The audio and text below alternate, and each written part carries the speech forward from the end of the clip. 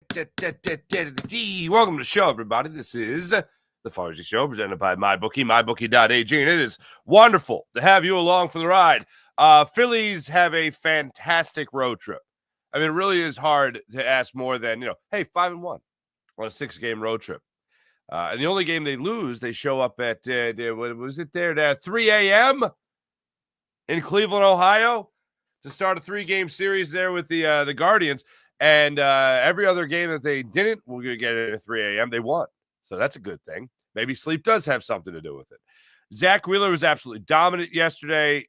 Kyle Schwarber, the Schwarberian that he was every ounce of it yesterday. That was quite the performance, especially when you factor in the idea how frustrated these Phillies hitters were with Alan Porter, the home plate umpire, who, as I said, I actually went back and I counted. I think it was 73 times I mentioned that Alan Porter is not very good at his job being to call balls and strikes. That was not fun. That was not fun if you were a hitter, especially if you were Trey Turner. You go into that game with a 9-game hitting streak, and you leave that game with a 0-game hitting streak with 3 strikeouts. It was not good. I love the idea, though, that Kyle Schwarber just kind of used everything as fuel, it looked like, especially in one particular instance when he hit his second home run of the game. It was a slider that I swear it was thrown by Herron.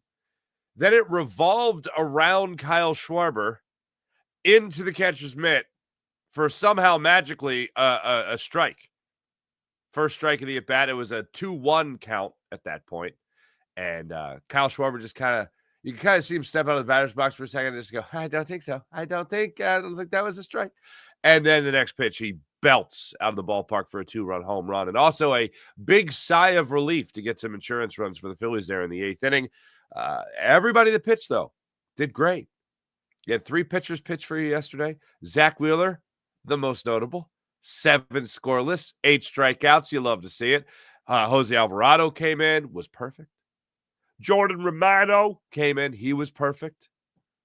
And then the Phillies they won. They won the game. It was just that easy. 3-0, 5-1 on the road trip. 5 straight series they have won.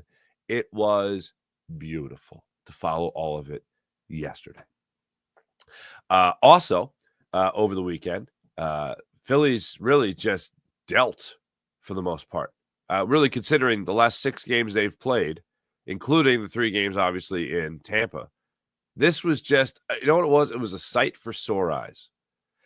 The way the Phillies have played almost over the last month of the season has been a sight for sore eyes. Now they come back to Citizens Bank Park, South Philly. They start a 3-game series against a very hot Cardinals team. They look to keep it going there. Kyle Schwarber looks to keep it going, as he, by the way, now has hit his 13th and 14th home runs of the season. Now he's in a 2-way tie for the Major League lead with none other than Aaron Judge of the New York Yankees. That's some good company to be in for Kyle Schwarber. But I look back over this over the weekend, over the last 6 games the Phillies had here, this road trip, and it's just been fantastic. It's been great, especially when you talk about Taijuan Walker getting out there. You talk about Alec Boehm getting his first home run of the season. I know it's better late than never, but hey, hopefully it really starts something. He gets another 2 hits for himself yesterday. He also works a walk. A lot of good things to get into. I'm trying to identify the major problem right now with the Philadelphia Phillies. And I'm trying to also heap praise on something that they've done extremely well.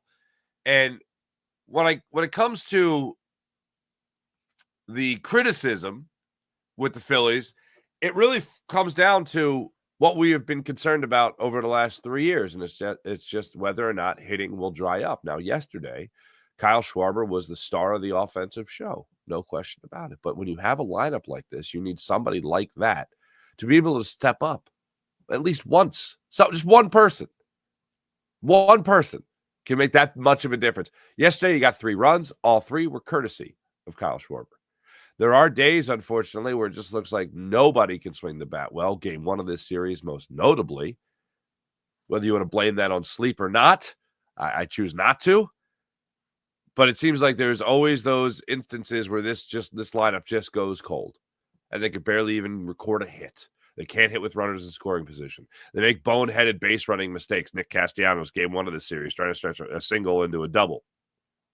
Things like that just drive you crazy. Shooting themselves in the foot, as they say. Then I look at the opportunities of this. The bullpen certainly rears its ugly head every once in a while. Last night certainly not an example of that. But the one thing that this Phillies team, no matter what the struggle might be in one night to another, or one game to another, is that this team really doesn't panic. And I know we could always look at the manager and say, he's always this, he's always flatline. Tinker Topper is always flatline when it comes to this baseball team. And I was mocking him about a month ago, where he talked about this, saying, we're a good baseball team. Yeah, they had just gotten swept by the Mets. We're a good baseball team.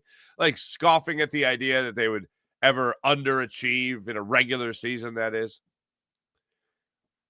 This team certainly has the mentality and attitude and persona, more than anything, of its manager, where the boat's never rocking. It's just staying even keel the entire time. It's not a bumpy ride. The road is well paved with this baseball team. And the Phillies, for whatever reason, thrive in that environment. And it's not June yet. And June is the month that we usually wait for the Phillies to go, all right, it's not June. We're not judging anybody till it's June. And although I do like to practice the Jason Stark mindset, and I think of Jason with this. I don't think of many other people. I know other people say it, but Jason Stark's the one that really rings true in my head. Like being concerned about the lineup before Memorial Day. I think that's his rule. Being concerned about it, about the lineup, being concerned about the standings before Memorial Day is insanity. So he doesn't really do it. I try to practice that as well, but I feel pretty good about where the Phillies are right now. 8 games over 500.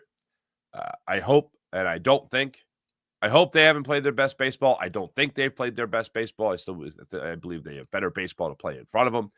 And when you look at a guy like Alec Boehm now hitting his stride, getting out of that 1-for-24 slump that he was in, you put the Mets series in the rearview mirror with 5 straight series wins. Bryce Harper's power at Citizens Bank Park has been far better than it has been on the road. This is a big 6-game home stretch for Bryce Harper. He had a very good middle game of this 3-game series against the Guardians. We'll get into that more in a second. Nick Castellanos has continued to be a consistent hitter for you. Kyle Schwarber on pace for a 50-plus home run season, maybe even an all-star this year. Bryson Stott hitting a little bit of a schneid over the last couple of games here. Hope he gets out of that and gets back that closer to 300 batting average. On base percentage has still been good. Max Kepler has been much better than I anticipated going into this season. And you continue to look at guys like Jesus Luzardo, for instance, in your starting rotation, and where he could be this time, maybe at the later stages of the season, how clutch he could be. And then the thing that really is the overriding factor of all of it is who gets called up. Who are the next guys up here? Rafael Marchand has left a lot to be desired when it comes to what's going on behind the plate. And there is one thing that just flat out, even more so than the Phillies losing game 1 in the fashion they lost game 1 of this series against the Guardians. After that game, Rob Thompson had the cojones to answer a question about, I think it was Matt Gelb of The Athletic, saying, you had Rafael Marchand catch Aaron Nola, given the success of JT Realmuto catching Aaron Nola. Any thought to having JT catch him? And he acted like there was no difference between Rafael Marchand and JT Realmuto.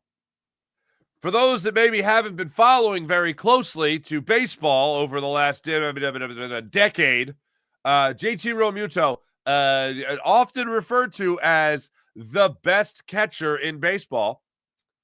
No difference was the attitude that Rob Thompson copped. Now, to be more specific, and perhaps more fair, Rob Thompson said, Rafael Marchand does his homework. He does his homework. He knows what to call. Okay. I'm glad he does his homework. He shouldn't be in the majors if he doesn't do his homework. And are you really going to act like you're going to put him on the same level as JT Realmuto? Oh, by the way, Aaron Nola's ERA. I don't want to get too analytical here. These are deep analytics. Aaron Nola's ERA with Rafael Marchand. Dog crap. Way up there. It's high. It's very high. His ERA with JT Realmuto, oh, man, it's beautiful. It's a beautiful fragrance. Dog crap, beautiful fragrance. This is easy. Again, I don't want to get too technical here. Dog crap, beautiful fragrance. What are we doing? I don't like it. I don't like it one bit. Can we please have JT Realmuto catch him? And another thing, and it was so avoidable, too. You had Jesus Luzardo pitching in Tampa with JT Realmuto behind the plate. Just keep it the same, baby. Keep it the same. Especially when it's a day after JT Realmuto fouled a ball off his foot. I know he was fine. He was walking around the clubhouse. He was fine. Just give him a day off. Give him a day off anyway. Give the guy that had been catching Jesus Luzardo another opportunity in catching Jesus Luzardo like Rafael Marchand. So you line up things a little bit better for Aaron Nola to get the guy that he's been playing the best with, throwing the best with. That's one thing that actually pissed me off over the weekend. And Rob Thompson doesn't usually piss me off, but that pissed me off. But all in all, now the Phillies are coming home for a 6-game homestand here. Look forward to it getting started tonight, by the way, 6:45 start time against the St. Louis Cardinals. So get that underway. The NBA Draft Lottery is more on the Phillies in a second, but the NBA Draft Lottery gets underway tonight, 7 o'clock start time. Very excited to see whether or not we just watched a NBA record 52, 53, 54 different starting lineups. And when I say we watched, I mean probably most of you followed and I watched when it comes to the 76ers and whether or not they're terrible 2024, 2025 campaign that started with, when I say started, I should probably say, had at one point a little bit of promise with the acquisition of Paul George. And, hey, Joel Embiid's playing in the Olympics, so he must be healthy. That's hilarious that we had that thought enter our brains. And anyway, it all comes down to tonight. I'll go over these again for later in the show, but just so we help each other commit it to memory looking at tonight. The 76ers right now have a 10.5% chance of getting the number 1 overall pick. I'm going to go and say it doesn't happen. But 3 other teams have a 14% chance: Jazz, Wizards, Hornets. Pelicans have a 12.5 point percentage of getting the number 1 overall pick. Sixers are getting a top 4 pick, 42.1%. They're getting a top 4 pick. Top 6 pick, they have a 64% chance of at least keeping in general their top 6 pick. If they fall out of the top 6, like most of you know by now, that pick goes to the Oklahoma City Thunder. And it's good because the Oklahoma City Thunder, oh man, they need draft picks right now. So that's where we're at right now when it comes to your Philadelphia 76ers. Draft lotteries tonight. Just don't make it for nothing. There's nothing they can do at this point. It's all in the lottery's hands. I'd love to see the NBA gods, if you will, smile upon the Sixers favorably tonight. But here's the rub. Even if the Sixers do manage, let's say, a top 4 pick, even if they do manage top 5 pick, like the fate not only smiles on them where they keep their top 6, but they move up even a little bit. It still all comes down to the Joel Embiid being healthy.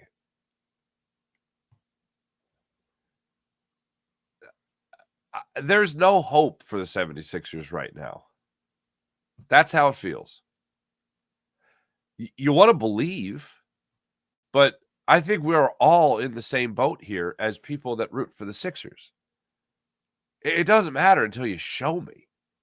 And then even when you show me, and I'm talking about showing me like midway through the season, show me. I'm not talking about, oh, wow, they got a good lottery pick. Oh, wow, they got a good draft pick out of this. It ain't about that. It ain't about that. It's about going out there and giving me great basketball. Top team Eastern Conference type of basketball. And, you already concern yourself with the Knicks. You concern yourself with the Celtics. The Cavs, man, they're laying an egg right now in the postseason. But the Pacers, even like the Sixers, just look old for the most part, which is why it's drastically important to get younger. Why it's drastically important to get Tyrese Maxey continuing to take big steps forward, and Jared McCain giving you what he can give you, and continuing to develop his game and being healthy. But right now, it just looks like even if the Sixers are healthy next year, are they good enough next year above all else?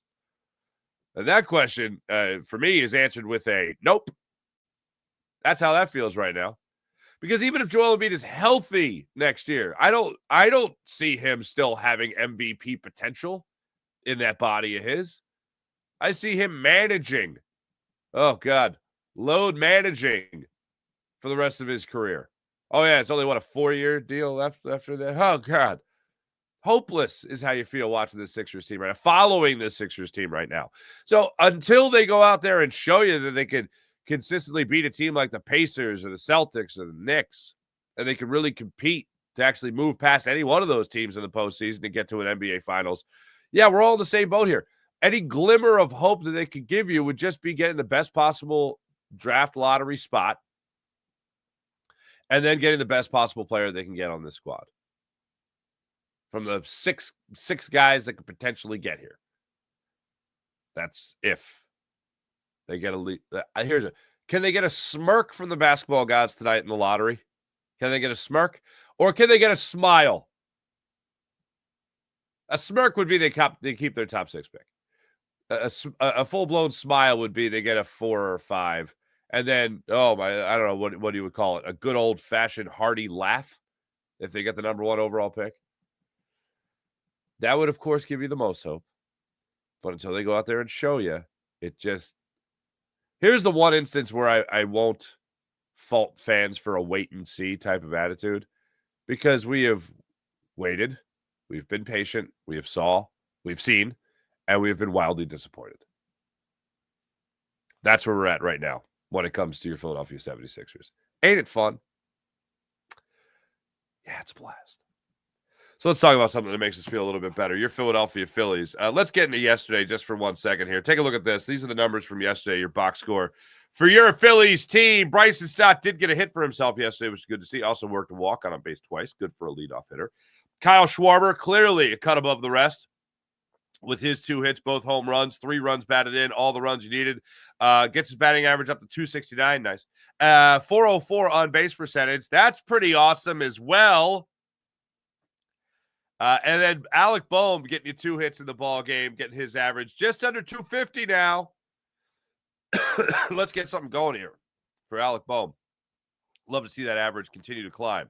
Then you'll also look at some of the things that might concern you a little bit. Trey Turner, 3 strikeouts, 0 for 4. His batting average goes down to 310. It was at 318 to start the game. Not such a great spot right there. But as I have mentioned many times over, by the way, JT Realmuto also getting a hit. As I mentioned many times over, the umpire, Alan Porter, behind the plate was terrible. Terrible. A couple of things on this. Number one, I understand that the criticism of the robo umps is that they're not 100%. Okay. I'll take consistency right now. First off, for the record, I'll take robo umps right now. I'll start with the appeal system in spring training. Just roll that right into the regular season, please and thank you. But Alan Porter, I'll give him this. He was consistent yesterday. He was wrong a lot of times, but he was consistently wrong. What was a strike in the first inning was a strike in the 9th inning and throughout the game. And Nick Castellanos got rung up on a couple of pitches. One in particular was a pitch that was, an outside sinker that tailed back a little bit, but not across the plate, any portion of the plate, not even the black of the plate. And Nick Castellanos had an issue with that. There were 2 other pitches that were right there on the corner or at the knees that were called strikes that Castellanos didn't like, but they were strikes. They were the right call. Kyle Schwarber, I thought at one point I thought he was going to go full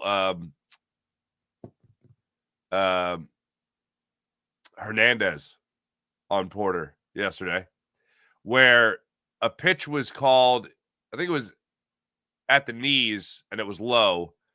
And Kyle Schwarber had a big issue with it. His head snapped back. He looked like he started having a conversation with him.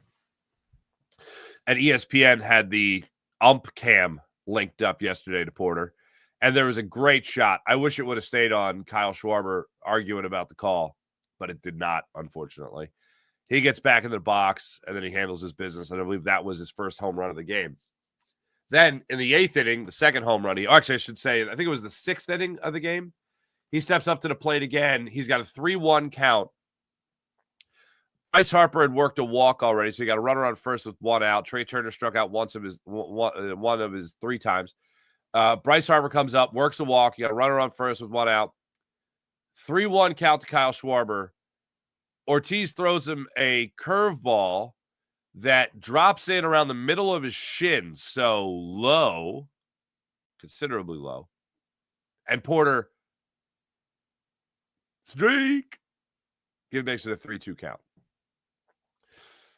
Schwarber has to call timeout, steps out of the box, steps back in, and ends up lining out to deep left field. Very frustrating game. Now, the same thing also benefited Zach Wheeler, by the way. And the same thing, more so than Jose Alvarado, it benefited Jordan Romano in yesterday's game because he was certainly using the outer edges, outskirts. He was using balls that were strikes because he knew Alan Porter was going to call it. So it worked. It worked to help the Phillies get a shutout. And it helped that Kyle Schwarber was red hot no matter what the strike zone was yesterday. It was very frustrating to watch that game yesterday, especially watching guys sit down, especially with a guy like Trey Turner, who has been red hot at the plate, especially a guy like Nick Castellanos, who has been rather consistent for you at the plate, get called out on these pitches. And when I see so many of these strikeouts looking, I always look back at the umpire like, okay, these guys kind of know what they're doing. Hard to find a hotter hitter in baseball than what Trey Turner's been able to do as of late. And you want to ring him up looking? Doesn't really make a whole hell of a lot of sense. He got called out on strikes and a sinker low and away, Trey Turner in the 3rd inning. Comes back around in the 6th inning, gets rung up on a sinker that was in. He feels like he had to flail away. That was a wild swing from Trey Turner.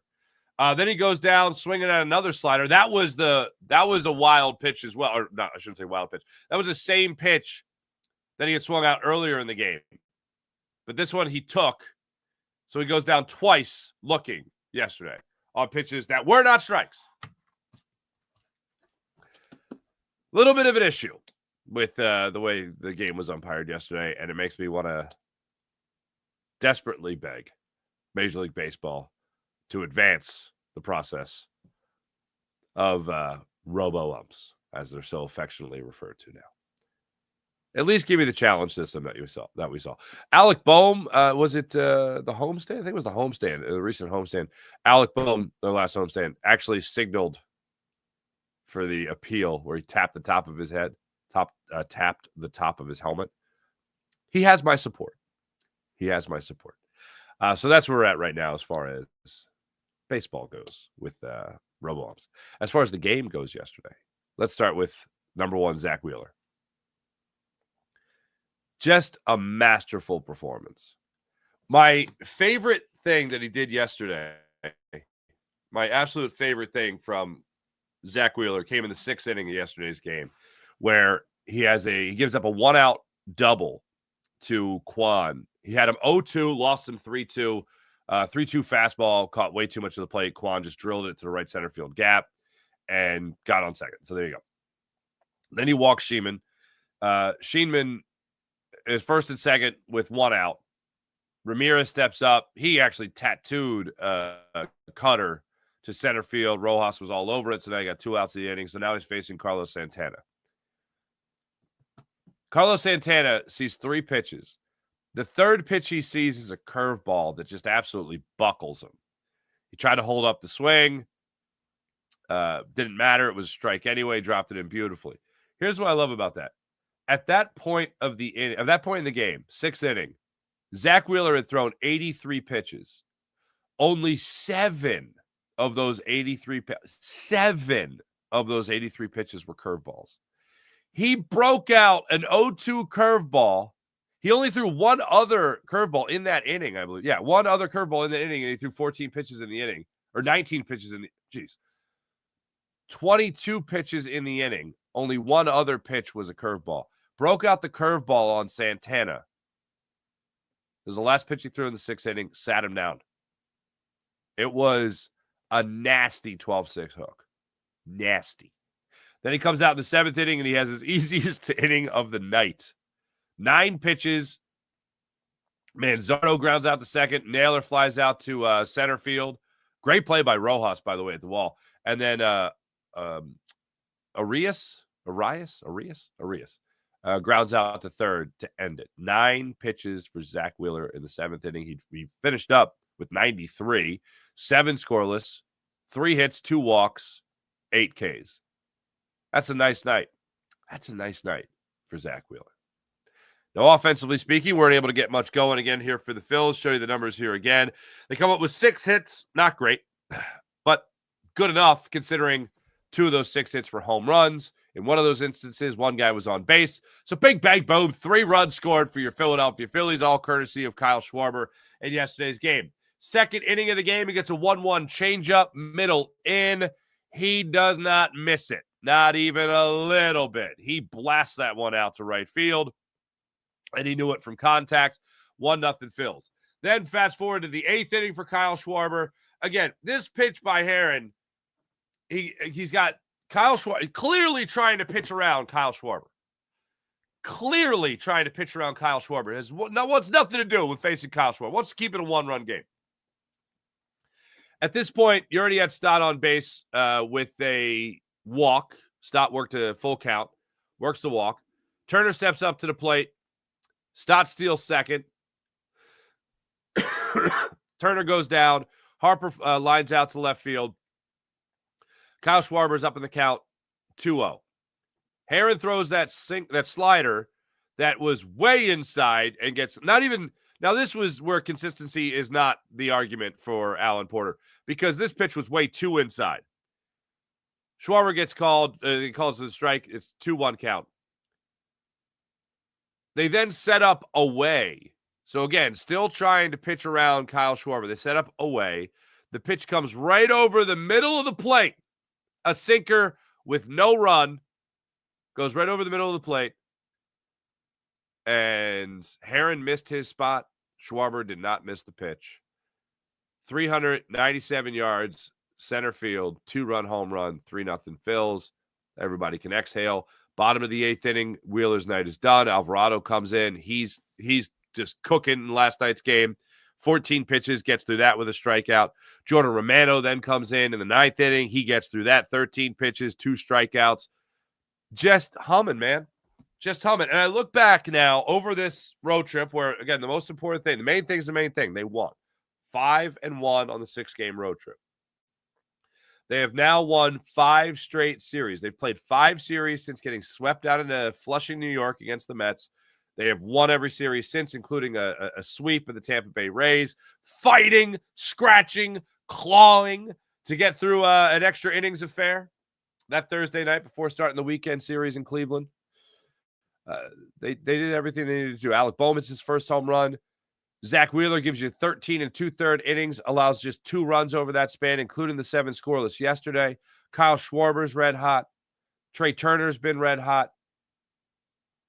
I mean, in all honesty, this team just looks like they are in a fantastic position to keep the run going, especially now that they sit at 24-16 on the season. They got this 3-game series coming up here against the St. Louis Cardinals, who have been hot. Then after that, they got a 3-game series with the Pittsburgh Pirates, who are not they're not a very good baseball team. And I believe, I meant to check before the show. Oh, they do face Skeens. Okay, they will face Skeens on Sunday, the last game of this series. So that's where we're at.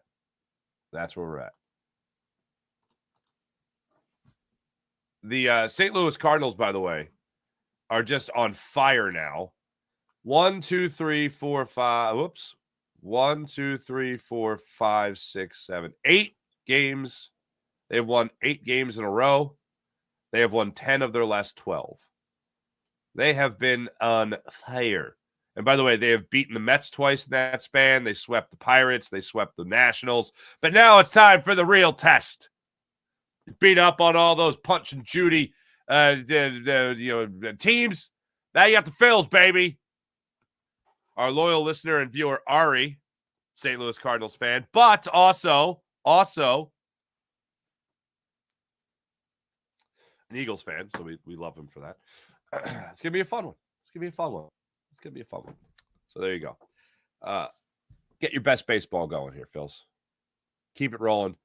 Give the good hometown fans here a great run. Continued, that is. That's what I'll be rooting for when it comes to this squad. Hey, by the way, down on the farm, Otto Kemp just continues to hit. I think Garrett Stubbs essentially won you 2 games over the weekend. So here's the conundrum with the Phillies in the very near future. I think it's just a matter of time before Garrett Stubbs gets caught up here. It maybe even this week. Like, Rafael Marchand ain't it, man. But the question the Phillies have to ask themselves is, are they prepared to lose him? Because I don't think a guy – look, has he been playing terrible this year? Yeah, absolutely. But I don't think he makes it through waivers and goes down to AAA. And if he does get taken off the roster, then maybe that'll be a good sign for Otto Kemp to get elevated, at least to the 40-man roster. That would be an interesting thing to follow over the next couple weeks at most. But for me, I've seen enough. Aaron Nola is nowhere near the pitcher he is when he has Garrett Stubbs when he has Rafael Marchand versus how he is when he has Garrett Stubbs. And isn't this all about putting your guys in the best possible position? Because as much as I'd love to see Rafael Marchand worked out, and I told you before the season that this was the right call, it has not worked out, obviously. Well, it's kind of time to acknowledge that mistake. Rafael Marchand needs to play. Garrett Stubbs knows the deal. I'll say that. He's got to go up here. He's going to come up here and catch. Like maybe once every 5-6 days. Rafael Marchand needs to play. Garrett Stubbs does not. That's the crazy thing. He just needs to catch Aaron Nola, and everything else is gravy. So for me, I've made the decision already. Phillies hopefully will come around on that in the very near future. By the way, for the Phillies, this series, you're going to have Sanchez, Luzardo, Nola. So maybe you see Nola being caught by Garrett Stubbs on Wednesday and Rafael Marchand off the roster. I doubt it. Would like to see it, but I doubt it. Also, I feel like, and I've been saying this, you're going to get a shot of life. Whenever Andrew Painter comes up to the big league roster, it's going to feel like a new dawn. It's going to feel like hopefully an early trade deadline. Hopefully they have him up. They feel good about having him up before the trade deadline, but that could be a nice little acquisition for this Phillies rotation. And also, let's not forget that since Taijuan Walker threw 3 innings with 7 strikeouts against Tampa Bay Rays, we haven't seen him since. So also might want to keep in mind the idea that Rob Thompson jumped to after that game, which was, if we might go to a 6-man rotation. If we go to a 6-man rotation, we'll Taijuan Walker to make sure that he's stretched out. So I found that another interesting tidbit from the weekend when it comes to your Philadelphia Phillies. By the way, this is a great stretch for the Phillies, not just with this road trip, or excuse me, coming back from this road trip where they went 5-1. They got 3 games against a team that still, I don't care what the record is. You're talking about a team playing hot. I don't care who they played. A team has played well. They have won games. Like I said, 10 of their last 12. Then the St. Louis Cardinals are a team that you got to take seriously. The Pittsburgh Pirates are not very good. Go ahead and beat them. The Colorado Rockies, I don't know if you've been paying attention, they're pretty terrible. The Phillies are about to have a 4-game series with them, April 19th through the 22nd. Or excuse me, May 19th through the 22nd. Then they got the Athletics, who are also not very good at baseball. And then more of a real deal. They got a 3-game series with the Braves in South Philly as their last full series of the month before facing the Milwaukee Brewers. So that's where we're at right now in life. Ain't that fun? Ain't that fun? I kind of unloaded everything when I came to the Philadelphia 76ers when I spoke about it earlier. Draft lotteries tonight. That's it. Sixers have a 64% chance of keeping that number. Keeping their first-round pick, which has to be a top 6 protected pick, which is a top 6 protected pick on the Sixers side. It falls out of the top 6. It goes to OKC. Sixers actually have a 42% chance at a top 4 pick and a 64% chance of a top 6 pick. I can't remember a time that a team had any ounce of promise.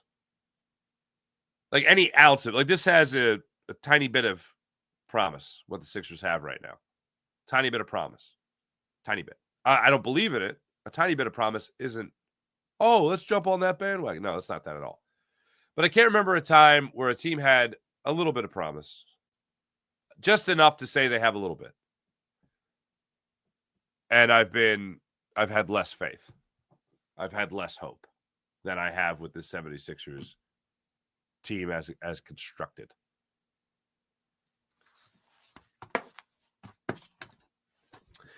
It making no sense to me. But if you're being a realist, and I feel like we've all been dragged through the mud when it's come to the 76ers squad, and then still seeing Jimmy Butler play at an extremely high level in the postseason, it makes me always go back to that team that got bounced out by the quadruple doink and Kawhi Leonard and how that was the best Sixers team I have seen post-process. And really, the second the process was over and Elton Brand cashed in those chips for Jimmy Butler and Tobias Harris, as quickly as he cashed him in was as quick as it was over.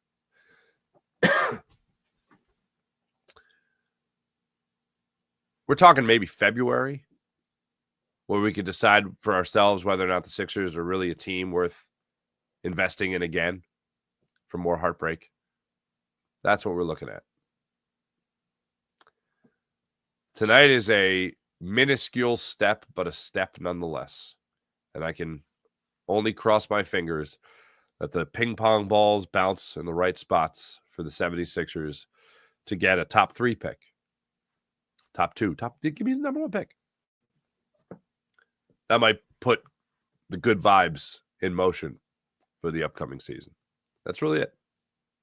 But even then, still got to show me. Still got to show us about what this team can do in the next season. I don't know, not a lot of us. I feel like a lot of people, I feel like I'm on the same page with a lot of people. It's like, oh yeah, that's great. No. It's like a little kid apologizing to you time and time again. It's I'm sorry. It's just like, oh, don't tell me you're sorry. Show me. Show me. I heard a little bit of Daryl Morey on with Mike Missinelli and Bill Colarulo as well on The Fanatic. And if you're Daryl Morey, like, what are you going to say? I'm good at winning? Really? That the only winning people care about at this point is championships. If there's any shining star to put on Daryl Morey's resume, it's his drafting ability. Jared McCain certainly being right there. Tyrese Maxey being right there. That's a pretty damn good job there, Daryl Morey. The acquisition of Quentin Grimes, if you're able to retain him, that was pretty damn good as well. What, Caleb Martin? Yeah, Caleb Martin for Quentin Grimes. That's pretty damn good. Keep that together. But to make a blanket statement of good at the winning thing, let's pump the brakes there, D. Okay? Anyway, let me tell you about the great people at the Game Time app. Download the Game Time app, create an account, use promo code Farzy, get $20 off your first purchase on the Game Time app. Want to go to the game, the concert, the comedy show? Take advantage of all they have to offer on the Game Time app. It's fantastic. Game Time app. Use Game Time Picks feature on the Game Time app. Gives you everything you need. The best seats at the best prices right there on the Game Time app. It filters out all the fluff so you don't have to literally scroll through thousands of tickets just to get to something that you really want. So download the Game Time app, create an account, use promo code Farzy, get $20 off your first purchase on the Game Time app. How about PHL Sports Nation, Philadelphia Sports Nation, enhancing your Philadelphia sports fan experience across all social media and blogs. That's PHLSportsNation.com. Let's get into the chat check and see how you wonderful people are doing on this fine Monday morning. William Stark, good morning. Wheeler, wheeling and dealing, hell yeah. April, good morning. Danny Prado, hi Farzy, hello. Kevin, Sean Kilrain, hello. Jordan Romano, a.k.a. Little Dicky, since he really does look like Little Dicky. Ever since April 20th, 6 2/3, 5 hits, 1 earned run, 2 walks, 7 strikeouts, 1.45 ERA. I did it for you, Deborah. Yeah, it's great. I love it. I'm so glad the month of April is over. Stupid YouTube needs to quit tagging me. Oh, yeah, that must be terrible. That must be terrible, April. Ooh, Sean Kilray, why do I think I'm not going to like this? Bryce Harper has 998 career RBIs, 2 shy of 2,000. Will be first player. Okay, no, I do like this. First player since Ryan Howard to reach 1,000 career RBIs in a Phillies uniform. Only 305 players in Major League Baseball history have 1,000 RBIs. I was thinking about that. 305 doesn't seem like any kind of like top list, But you think of like every player that's ever played Major League Baseball, and you're talking about 305. That's great company. That is great company. Home run leaderboard: Kyle Schwarber, Aaron. Wait, I think Aaron Judge is at 14 now.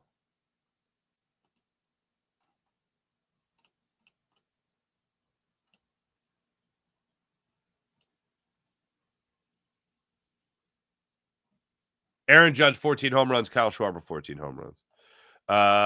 Pin 9617, good morning. James Alexander, good morning. A complete game shutout is great. A complete game shutout is only for one pitcher. Complete game shutout means the starting pitcher completed the game, my man. You know what I mean? A shutout. This is just a shutout. Just a shutout, right? William Stark, Sixers have a geriatric team. I can't remember the movie. It might have been Naked Gun 33 1/3. It might have been Naked Gun 33 1/3. I'm going to look it up. But I'm pretty sure it was where they do the fake Academy Award type thing. And they're like, and it was right around the time Jurassic Park came out. So they're like, and now Geriatric Park. And it's just these older people on walkers, like squashing like they're a T-Rex squashing a van. I'm pretty sure it was Naked Gun 33 1/3. And that's going to bother me.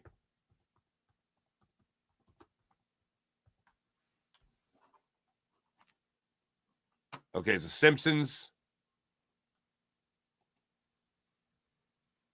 Simpsons reference in here.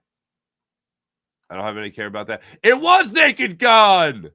Oh, man. Oh, Leslie Nielsen and Raquel Welch. Is that Raquel Welch? It's Raquel Welch. Presenting the fake award. Oh, man. Nostalgia at its best. Sean Kilray with his 2 home run gun. Kyle Schwarber now on pace for 57 home runs this season. Tied with Aaron Judge for most of it. There we go. Is that where? Did I misread you earlier? I did misread you earlier, Sean Kilray. My apologies. 14 Kyle Schwarber, 14 Aaron Judge, 12 Shohei Ohtani and Miscusi, 12 Cal Raleigh, and 12 Eugenio Suarez. Miscusi.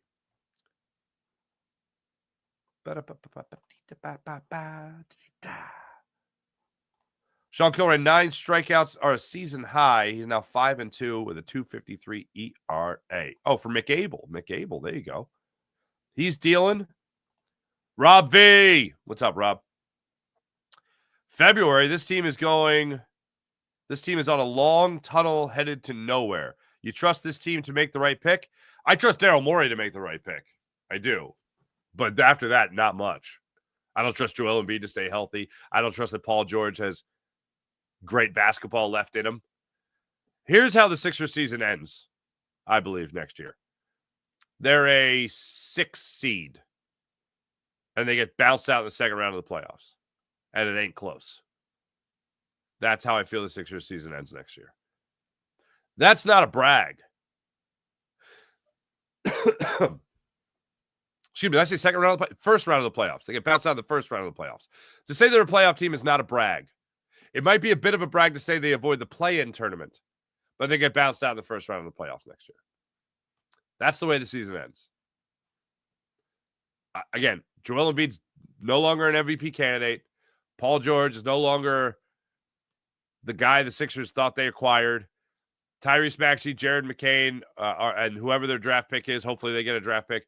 That's the new core going forward. But yeah, long tunnel to nowhere is, I mean, I'll do you one better. The long tunnel runs through this season and probably through next season. And then maybe another year you get something worth watching again.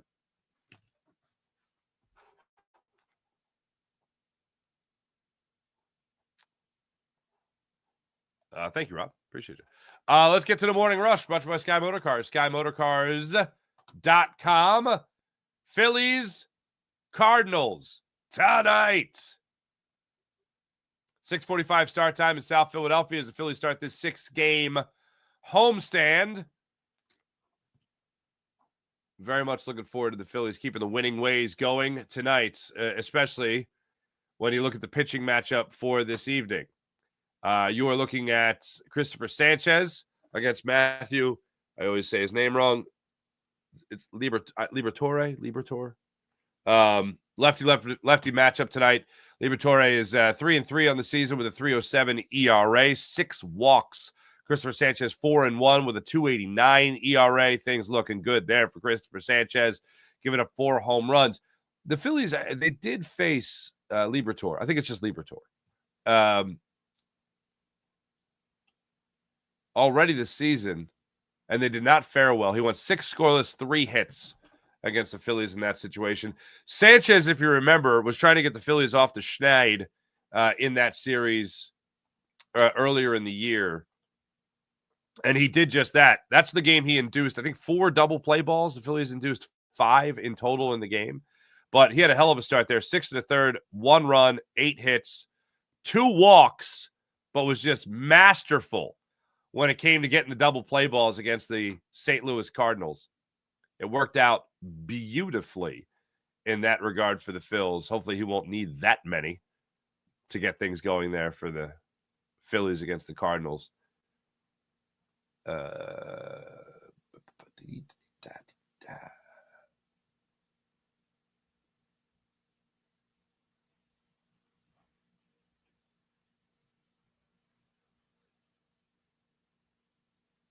Yeah, it was a hell of a game. That's all we care about. Hell of a game. All right, folks. I will be back with you guys tonight on Locked On Phillies Postcast and the Locked On Phillies YouTube channel. By the way, a lot of support for that channel. I really appreciate you guys. So make sure you guys are liking and subscribing and all that great stuff. Also, I believe tomorrow we're going to be doing a later version. Or tomorrow we're going to be, okay, it'll probably be today. Trying to get everybody on the same page here. Probably doing 1 o'clock today, an all-new Eagles, Locked On Eagles Squad podcast with myself, Jason Martinez, Harry Mays, and Louis DiBiase. So keep your eyes out for that. We got some schedule talk going on. We're also looking to feature this past season a little bit more, considering how historic it was for the Eagles. So we'll be breaking all that down on the show today at 1 o'clock. Thanks for watching. Thanks for listening. My name is Mark Farzetta. This is the Farzy Show presented by MyBookie, mybookie.ag. Have a wonderful rest of your day, everybody. Back with you guys 2 different times today. Locked On Phillies postcast after the Phillies game today, and then Locked On Eagles YouTube channel as well for the Locked On Eagle Squad podcast. Catch you guys then. Have a great rest of your day.